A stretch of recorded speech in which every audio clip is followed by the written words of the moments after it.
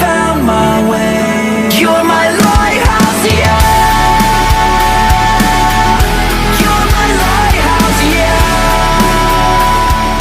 Hi guys, to everyone, I'm Ada from Thousand Rock, and I have the honor to have with me Ray from SILOS. First Hello. of all, I was going, Ray. Pretty good. It's early here in LA. It's a little after 9 a.m. 9. Oh my God, so early. Yeah, but it's okay. Did Good you have things the happen in the morning. breakfast, coffee morning? Yeah, I had some juice and stuff. And a Okay. banana. So I want to ask you, I mean, it's spontaneously, like I'm spontaneously for you to ask you. I mean, like, is your morning routine? Like, it doesn't have, it's not a proper question, but it's interesting sometimes because we Yeah, take a look as well to our idols, what we do in the morning. yeah, I have a pretty consistent one. Oh, that's good. I get up and I have a banana with like one of those like soju turmeric, or yeah, it's like a turmeric kind of ginger Okay. echinacea shot. Okay. It's like an immunity. So I do that every morning. Okay. And then I always crack open like a Celsius right after that and take that to the shower. And then I take a really long time to get ready, like over an hour. And I just started meditating in the shower with like a guided meditation. That's good. I am a naturopath and I do meditation daily as a job. So Yeah. that's perfect because and Yeah. sometimes just try cold shower. It's not easy, but it's good. I've heard. Yeah. Yeah, It's I really will. good. I will eventually. Yeah. Yeah. So of course, before starting, how because Silos has a multitude of members, let's say, spread all over the world. Before starting speaking about all this Silo itself, I want to ask you a little bit about yourself, Ray. So, because as a front man as well in the music field, as being a personality, you as well, how you start to getting close and touch with music and develop all these interests as well. Yeah. I remember a very vivid moment when I got really into music. I was like, I was probably around like 10 or 11, and I had a Walkman CD player, and I was in the back of my mom's car. I think I just got like the Blink 182 Enema of the State CD. Yeah, I was probably like 10. I was probably like, Yeah. yeah, and yeah, just those guitars. I think that was my first like psychedelic experience. Those, just like those guitar melodies. Yeah, Like, yeah. Even yeah, even before the psychedelic were like can I say spread like today it's like a common basis. It's like it's daily use almost for especially people that just like that say that just meditation. It's there. you're right. So Yeah, totally. your first get in touch with music was basically listening to Blink 182 that I think as well they influence you. Yeah, for sure. Yeah, And they were yeah. No. they were my first like obsession, I think, in music. And how you, of course, Silos is I don't think is like your first project, or you had, right? Okay, so just a small journey through your own musical journey as well, like throughout your own self project as well. Yeah, when I was 16, I recorded my first EP, and I was just like kind of like a solo rock guy. I went under Ray Garrison, and then when I was 18, I made another EP with like a bigger producer in Atlanta named Matt Malpass, who's now here in LA. And then for that project, we named our band it was called The Media Says. Okay, And then, cool. I like as a name. yeah, and then we did that for like 3 years, and we got pretty big in Atlanta, but we just were basically a local independent band. And then after that, some of the members like went to college, got married and stuff. So I kind of started over again. I did another like couple years of being Ray Garrison, and then I started really getting into electronic music and formed my like music project as Finks, PHYNX, and then it kind of started off as like an experimental band, and then it just ended up being like me making music with one of my friends, Beat Up, in Atlanta, and then it turned into I moved to LA and just became like a full on electronic music producer and DJ. That's great. So you're as well a producer, not just the musician Yeah. and an artist. You're a producer as well. Yeah, I mean it's like yeah, I love it though. It's like being able to control what I sing over is pretty fun. Are you trying to produce your own music or as well other project? Yeah, I mean, like I produced, our demos that got us signed, and all we basically did is go in the studio and re-recorded the live band parts and use the same everything that I programmed already. So yeah, I mean, I'm definitely produced the SILOS record alongside Howard Benson and Mike Plotnikoff. Howard kind of like focused more on my vocals and like helped me work out the vocals to be like top tier. That's important because you have the, like not only the aspect of the singer and musician, but being able to master and produce your own music. You can know and understand what is good for the market, how to set up a song, how to produce a whole record. So that's basically do everything by your own. So like being independent. Yeah, it gets really fun for live shows too, because then I can like pull out some of my like old DJ tricks of making like transitions and like cool intros. So every show we switch it up a little bit. Like every show, like we have a show coming up with Orgy at the Whiskey December 1st, and Whiskey Go-Go? Yeah. Congratulations, a big place there. Yeah, it's sick. Yeah, and of course, I mean, like that you were speaking about, we mentioned like your project as well, like you be producer, but how SILOS, because many of the or all the members are like from Ukraine, Germany, Spain. How you get in touch with all this person? I mean, it's like, of course, I mean, I guess it through internet, but how, and as well, how it's working with people from around the world. Yeah, it honestly, like, I never thought I would be in a band again, and the way it came together was like very like creepy, because it was like just like the perfect situation just like lined itself up. But actually most of it had nothing to do with the internet. I think the only one that kind of had something to do with the internet was Nick from Ukraine. I think he said he like followed me on Instagram for a while, and then he saw I had a show and came to one of my shows and asked if he could join the band. Okay. And then Nick's from Ukraine, Philip's from Denmark. I met him when I was playing some shows with Crazy Town. Like we were singing our single Leeches, and then I was singing some of Epic's parts live, and I did like some shows and tour dates with Crazy Town, and that's where I became friends with Philip, and me and Philip were both sober too, so we connected on that. And then when I started my solo project, I asked Philip to come. They were the first two I had, and then David, our drummer, I've known David the longest. I've known him like 8 years. We met playing volleyball in Venice Beach, because I used to live like right on the beach in Venice. Yeah. He played volleyball with this gang of people, and he was in that crew. And so basically you met all these people in real life, like in IRL, but they live in LA or they are living there? Yeah, everyone's in LA, yeah. Okay, that's good to as well specify, because of course came for me spontaneously to ask how do you record, how do you do that, but since they are located there, you can rehearsal and play at the same time almost with everyone. Yeah. So, and of course I mean, this is a fucking amazing project, really, I have to admit it, because as well, like you of course, everyone will ask you, and I ask you as well, this collaboration that you did with Crazy Town, because we're talking about one of the biggest band in I don't even the alternative scene probably, and I still remember Butterfly when I was really, really young, and of course, I mean, you said that you were with them, meaning that you got in touch with them before, like putting out the like your last singles. Yeah, I have I put out a song with them like 2 years ago called Leeches. That was just Crazy Town and Ray Garrison. So yeah, it's the second release I've done with Crazy Town. And then me and Seth have like 30 demos in my computer, at least. Okay. Like all kinds of music. Yeah, we had side projects. That's and just like writing and all kinds of stuff. Yeah, did you get in touch? Of course, I think because we live both in the same area, you met them in some gigs. Yeah, some friends of mine were talking about him and posting him, and I was like, oh shit, like yeah, I love Crazy Town.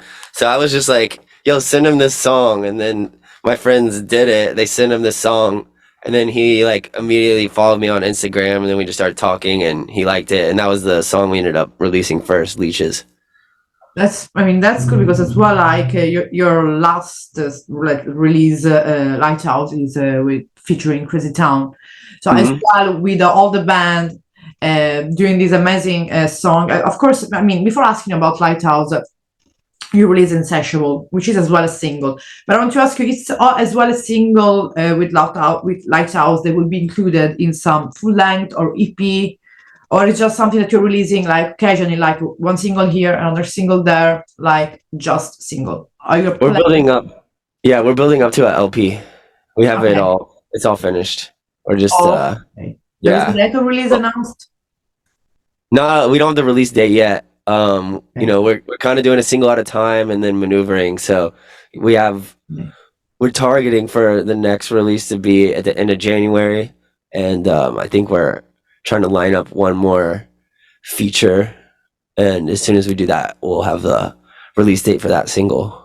And then we're just kind of doing one at a time. Yeah, it's gonna, you know, as well build curiosity from people, and as well a kind of fan base. Yeah, that's why you're releasing it. People release singles like slowly, but as well, like I mean, Insatiable. What is about? Because of course, from the name, I can understand Insatiable about what, who, when, like. So of course, it has a lyric, and I think you are the songwriter behind. Okay, so you can explain better than anyone the meaning of the song. Yeah, I was sitting in the studio with Howard Benson. We were recording vocals for another song, and we always talk a lot in our sessions. So we spend at least half, if not more than half, of the session just talking. So I don't know. He always gets really entertained when I talk about like my dating life in LA. And he was like, "You should write a song about it." So I had the concept or the title Insatiable, and then I just took it home, and I think I made this beat with one of our friends, Kevin Hassing, and we made the beat first. And at first it was way more electronic, and then I just started writing the chorus, and then kind of like reverse engineered it. But yeah, it's basically about like kind of having You're a genius of mastering. Thanks. Yeah, it's kind of just about like having feeding your unquenchable appetite or whatever for, you know, like just date, like, you know, like hanging out with a bunch of girls. Yeah, with a bunch of like with a woman, for example, like with a bunch of guys, that would be weird. Yeah, but I think it's going well. At least your dating life and life. Yeah, well, I don't know. Like, I don't like to reveal my age, but I'm no longer in my younger 20s. Don't worry, we don't say my age as well. I'm not longer in my even 20s. So, but now that I'm no longer in my younger 20s, I don't know. Like, now all of a sudden, girls like me a lot more than they did then. So yeah, it's like enjoying life like that, and that's kind of the. It's always the best, like always, and mainly put first always your passion. Do that and have fun. I mean, I think it doesn't matter the age. If you have that free spirit of having fun, fun. When there will be a moment to change, you will notice. But for the moment, just let's have fun. That's the best thing. Yeah, exactly. And as well, you did as well like a kind of remixes of Insatiable. So what this consists, does as well live songs recorded, or is just a remix of the song itself? Just a remix, since we really want to play electronic festivals as well as rock festivals, so we really want to be like kind of an electronic hard rock band. So you know, getting our songs with electronic remixes, we're trying to like open ourselves up to that audience more. Yeah, because as well, like having, like you mentioned, like as well, like electronic music releases, it's gonna be easier as well to play the electronic festival. So you already played electronic festival or lit shows, and as well rock shows as well in both. Yeah, we played a full on rave, an after hours rave in downtown LA, and I like remixed our whole set. So pretty much our whole set had like a 4 on the floor beat through it. Like super cool. Yeah, we made a remix, like an EDM version of our set, which is pretty cool. So basically, you're showing up saying that if there is some musician that has, for example, the same interest in you, like he likes, I don't know, rock music, hard rock, even metal, for example, and for example, likes as well electronic. It doesn't have to be or just metal or just electronic. You can keep two versions of the same as well song. So that's I like this thing because it happened to me that I was talking with someone that say, "Oh no, I'm not. There is too much metal." So I was just doing, an electronic song, just with metal. I don't know, let's say metal riffs or metal stuff in the songs. So just that. It couldn't be that or the other one. You couldn't have to both in the same song because he wanted to be electronic, but as well, let's say, I don't know, metal. So showing there is a better way to do that. Having two versions. That's cool. That's yeah. And I mean, which you can say better than anyone. Which difference you find in playing in a rock festival or metal festival or in an electronic one? Right. Well, that's pretty that one. We've only really done that one electronic show, so it's kind of hard to say. We've done like 95% rock shows so far, but I mean, I think it's just hit or miss. Like some rock shows are really fun because it's just like people come to hear live music, and and it's just a different energy. Electronic is fun too, though, because people will just come to hear music in general, and they don't really care if it's live or if they just want it to sound good and like have a lot of bass. So, I mean, right now, I mean, they're both great, but I would like us to do some more like, EDC, Beyond Wonderland, like the Tomorrowland kind of festivals, and then answer that question. Because you're a lot as well versatile, and that's. And I'm saying again, that's freaking cool because you can do anything you want. And like today, I want to do some rave. Let's do it. When I have fun, I want to have a party and I play by my own. But as well, I mean, because of course, like you say, mastering and producer. I never asked this question to to anyone that was like producing their own music as well. I want to say about the gear because it's interesting because there are people out there that they would like, for example, to produce themselves their own music. If you have a gear like all the equipment that if there is a specific equipment that you like, that you're really, it could be software, it could be a specific mic that you like to use. For you, that for me would be the best, and that was the best. Like in your opinion, like as a professional as well, it's not just random. Yeah, I mean, I could simplify like the core of what I use to,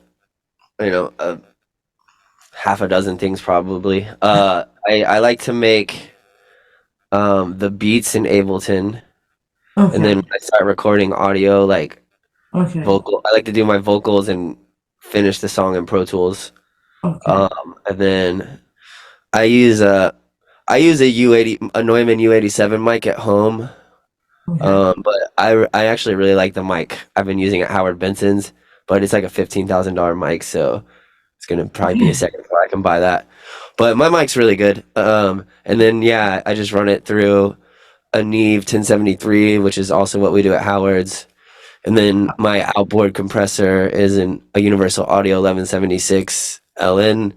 And at Howard's we use the Tube Tech CL1B, which is also really good. Might be a little bit better, but I have a pretty industry standard vocal chain. So my vocal chain's still like around like 10K, so it's still very solid. And as long as I have that, everything I record through, it's gonna sound sick. And then I mean that's like the simple. I really love my Kemper Profiler amp head. I use it in the studio and live when I play. So if I have those, and I love having analog synths. I only have like 2 right now, but I used to have more, but I had to sell some. I had a Juno 106 and a Voyager, but as soon as we start touring and getting out there, I'm gonna buy some more, and I'll probably have like analog synthesizers. I just love using my hands and knobs and turning shit. It's fun. It sounds warm. Sick. Yeah, exactly. You said that the right term is sounds warm. That's as well why people will come to your show and appreciate more you being there playing, because they felt kind of not all cold and recorded in synth and something like that. It's more warm, and that's 10 times better. And of course, there is the last release that is been in October, Lighthouse. So Lighthouse as well is featuring Crazy Town, and we talk about it. But the meaning behind Lighthouse, so lyric-wise, is always about hanging out and being insatiable, or something is more deeper as a meaning, like it's deeper. Okay. This is a kind of an old song I've had for a minute. Every single song on the LP, I wrote all the top line on. This is the only song I have like a co-write with. That's because I wrote this with my friend Mike Taylor pretty early in my pretty early when I started doing rock again. So like I don't think I had the confidence yet to like fully write myself like I do now. So yeah, we did the song together. But basically, I was like, look, I just gotten clean and sober, and I immediately started dating this girl that I ended up being with for a while, and we were in love. So yeah, I was just kind of like describing my feelings of being in love, and then we came up with the concept Lighthouse, and then yeah, it's just centered around meeting someone that kind of pulls you out of a dark place and gives you hope to like keep pushing forward, to put yourself again and try as well new things, put yourself to bet on yourself as well. And so far this song is going pretty well as too. I mean, the song, the single, the video is going everything pretty well.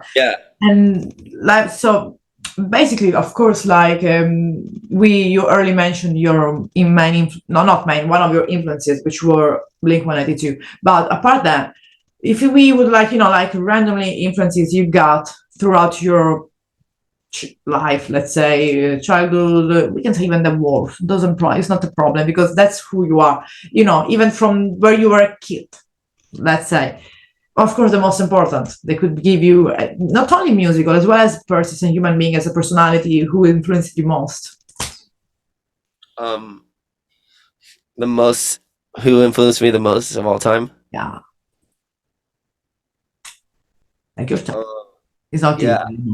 It's not easy. I know. I'm aware of that. I don't know. There's different people for different phases of my life, Okay, so let's pick as well different people. It doesn't have to be just one. It's like the more recent, for the last period you're having, or the first period of your life. You can just pick any time. Yeah, I mean, I can just kind of go in order quickly. Like it started with Blink, and then it was like Eminem, and then I was really into Good Charlotte. I was kind of into pop punk when I was younger. I love them too. Oh, they were my life too.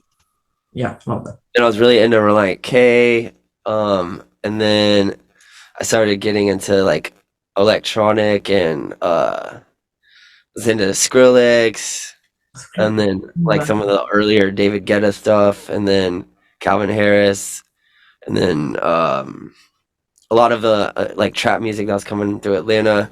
But I really liked like Calvin Harris because he was a solo producer, vocalist, and he made hits by himself.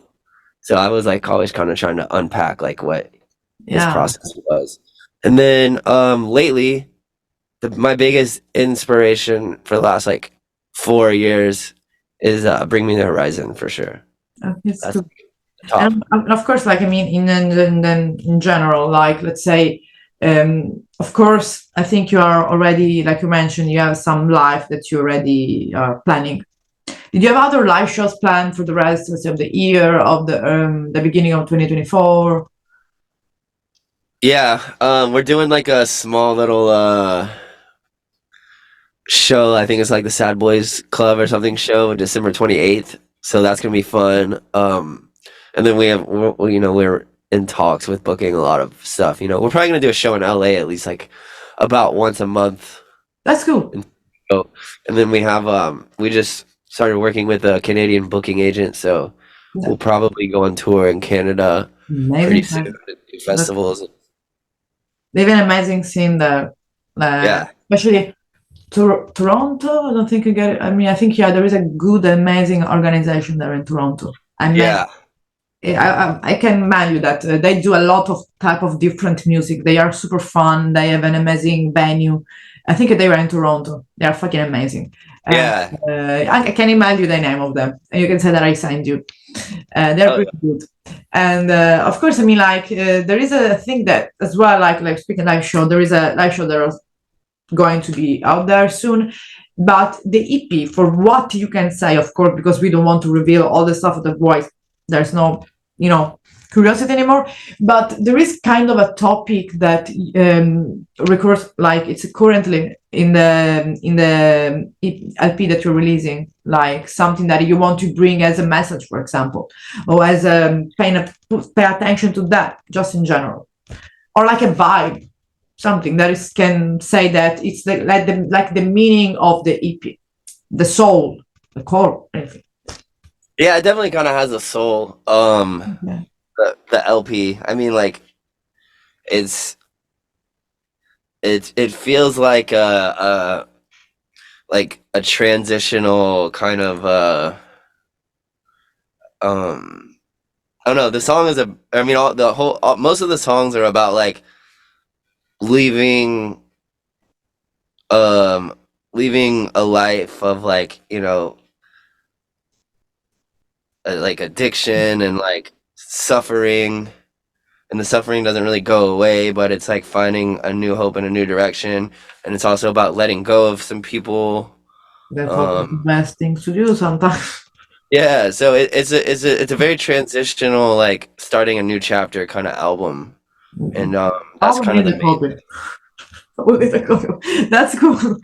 But as well, like it's as well interesting because there's a lot always young, especially we always look up for the youngest people, like teenager, which are the one that look mainly, like if you remember when we were young as well, we were like teenager, we were looking up to other big band, we were having our own influences, like we spoke before. Of course, for example, right now and in the months to come, people will see you like that in the same way. So it's good putting out something that can let to some teenager understand as well they can have like a choice to letting go people, to go and fuck off people, and not stay in some fucking toxic, shitty situation that we all find to be there. There is always a change. There is always a second chance for anyone. So I think you're doing something really good for the new generation. Thanks. I mean, we're an old generation, please. Let's say for the newer, the younger, the toddler. Yeah. No, totally. You nailed it. Yeah, I like these things. We don't reveal our age. It's good. I like that. We will be, for the further interview, will be that our core. No ages reveal. Exactly. Yeah, of course. And I mean, like in general. So basically, we speak about as well, like your own influences, but as a SILOS influences, general. Because of course, I guess there is as well, the influences of the other members as well. Where we can just, let's say, have mainly influences of SILOS, and if we would like to give them, because I don't like labeling a band, because I think everyone bringing their own influences, you create your own, let's say, your own music, which can't be labeled sometimes. But if you have to, how would you like to describe as well your sound, and as well due to the influences, because that's what made as well the sound. Yeah, I mean, we started calling it future rock. Okay. We kind of consider it like alternative metal, with hints of EDM. Now we're calling it electronic rock. And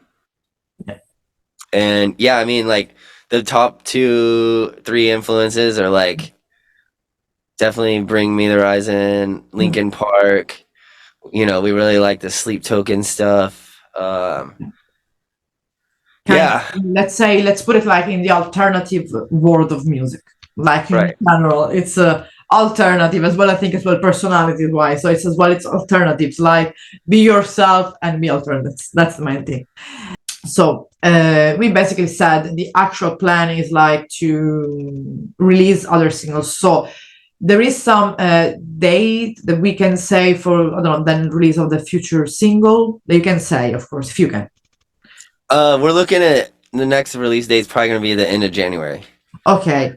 And there will be I think we're doing another remix in between. Okay, so we will have another electronic remix. So of Lighthouse.